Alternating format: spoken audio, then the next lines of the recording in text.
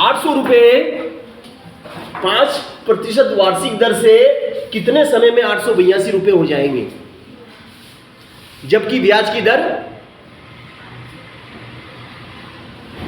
ब्याज चक्रवृद्धि ब्याज लगाया जाता है। इसमें क्या है,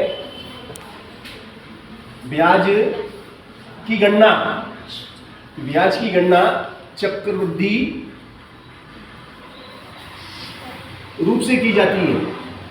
ब्याज की गणना चक्रवृद्धि रूप से की जाती है। चक्रवृद्धि ब्याज है बेटा, ये जो बैंक में लगता है वो वाला ब्याज है ना।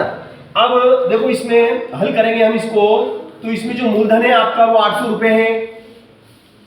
इसमें दर आपकी 5% है और इसमें आपका टाइम नहीं दिया गया है। टाइम आपको निकालना है, क्वेश्चन मार्क, टाइम नहीं दिया, टाइम इसमें नहीं दिया। टाइम कितने वर्ष के लिए हमने उधार लिए, कितने साल के लिए हमने उधार लिए, वो हमें निकालना है। हाँ, इसमें हमें कंपाउंड अमाउंट दिया, चक्रवृद्धि मिश्र धन हमें दिया 882 रुपये। हमने लिए कितने थे उधार, हमने उधार 800 रुपये लिए और कुछ समय बाद हमने 882 रुपये लौटाए, यानी कि जो अतिरिक्त धन हमने दिया है, अतिरिक्त धन कितना हमारा, अतिरिक्त धन 82 रुपये। अतिरिक्त धन कितना है, 82 रुपये। ये 82 क्या है, ये ब्याज है। 82 क्या है, ब्याज है। और दर, ये 5 आपकी दर है, 5% आपकी दर है।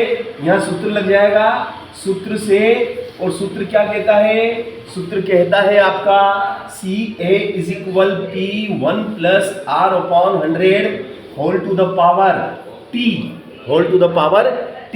तो CA आपका 882, P आपका 800, 1 + R कितना है 5 और बटे में 100, और इस पूरे की घात, इस पूरे की घात हमें नहीं मालूम कि समय कितना है, तो समय हमें ज्ञात नहीं है, इसलिए समय की जगह केवल आ जाएगा T for time, T for time. Okay, अब हम क्या करेंगे, 5 का पाला बोलेंगे, 5 एकम 5, 5 दूनी 10, 0 की 0।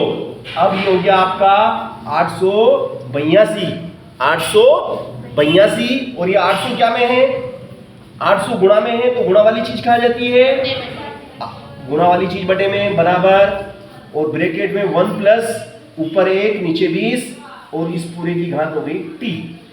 ओके, यहां तक बात समझ में आ गई सबको।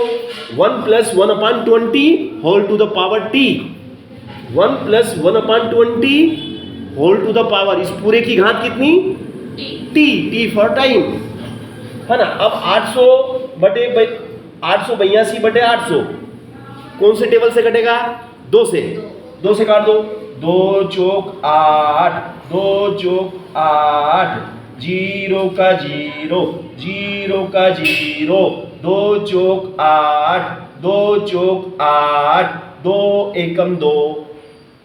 ध्यान से देखेंगे, 2 चौक 8, 0 का 0, 0 का 0, 2 चौक 8, 2 चौक 8, 2 एकम 2। ऊपर कितना बेटा, 441, ऊपर कितना है 441, और नीचे 400। अब ये कटेंगे क्या, नहीं कटेंगे। क्यों नहीं कटेंगे, क्योंकि ऊपर है ओड नंबर और नीचे इवन नंबर। ओड का मतलब, ओड नंबर मतलब विषम संख्या, इवन नंबर मतलब सम संख्या। तो सम और विषम कभी भी नहीं कटती है, या तो दोनों विषम होना चाहिए या दोनों सम होना चाहिए। सम और विषम कभी नहीं कटेगी, ध्यान रखना। ये कॉन्सेप्ट है, इसको दिमाग में डाल लो कि सम और विषम कभी नहीं कटेगी। ओके, चलिए अब हम आगे चलते हैं। और ऊपर है 441, तो ये 441, नीचे है 400, बराबर में कितना, देखो इधर। अब ये वाला भी कॉन्सेप्ट देखो, 20 एकम 20, 20 एकम 20, 20 एकम 20, 20 एकम 20, 20 में जोड़ो 1, 20 में जोड़ो 1, कितना हो गया 21, और नीचे कितना, नीचे 20 का 20, नीचे कितना, नीचे 20 का 20, इस पूरे की पावर कितनी टी। अब 41, 441 किसका वर्ग है? 441 किसका वर्ग है? 441 21 का वर्ग है। 21 गुणित 21 बराबर 441। 20 किसका वर्ग है? बताओ 20 किसका वर्ग है? सॉरी 400 किसका वर्ग है? 400 किसका वर्ग है? 20 का वर्ग है। 20 गुणित 20, 20 गुणित 20, 20 गुणित 20, 20 गुणित 20, दो दूनी 1020, 1020। तो 400 किसका वर्ग है? 20 का। 20 वर्ग का मतलब दो बार। 20 गुणित 20 तो 20 की घात 2, 20 गुणित 20 तो 20 की घात 2। समझे? चल अब इसके बाद में हम आ जाते हैं 21/20, 21/20 का होल द पावर टी। अब इस 21 की घात 2, 20 की घात 2, 21 की घात 2, 20 की घात 2, तो 21/20 इस पूरे की घात 2, इस पूरे की घात कर दी मैंने, होल स्क्वायर। 21/20 का होल स्क्वायर, होल मतलब पूरे का, ठीक है, बराबर में कितना? 21/20 की घात टी। अब आप क्या देख रहे हो? देखो बताओ, अब आपको क्या दिखाई दे रहा है?